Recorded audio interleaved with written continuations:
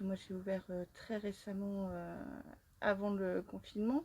Je date de décembre 2019. En fait, j'ai rouvert ma nouvelle boutique le 14 mars au matin pour fermer le 14 mars au soir. Je me dis que les gens vont pas partir à l'étranger, donc ils vont venir dans notre belle région.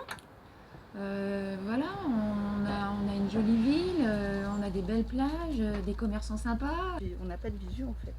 On vit au jour le jour avec notre masque, notre gel hydroalcoolique. L'activité, comme toute activité qui démarre, est fragile de toute façon. Il y a une clientèle à se faire. Le commerce, c'est jamais du sûr, c'est pas du certain. C'est au jour le jour. Donc voilà, après, je fais confiance dans les gens, aux clients, parce que je fais du produit français. J'espère que les gens en ont conscience et qui viendront plutôt en petite boutique plutôt qu'Amazon.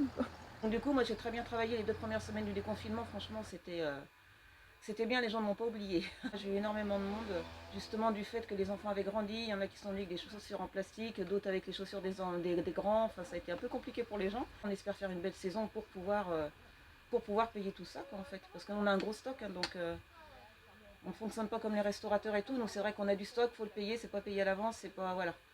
Donc Le ça report des le soldes, stock coûte très cher. C'est très très bien. Heureusement.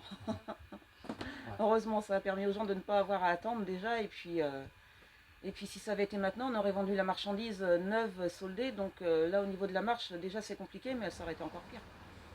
Ça aurait été catastrophique même, je dirais. On voit que les gens ont commencé à reprendre le travail. Tous ceux qui étaient en télétravail, certains restent en télétravail, d'autres reprennent le chemin du boulot et c'est bien aussi. Et on continue des commandes par internet et des commandes physiques. Et les gens commencent à plus se déconfiner depuis la réouverture des restos. On va essayer de continuer à faire et bien faire ce qu'on a commencé et puis répondre aux clients comme on l'a fait pendant le confinement.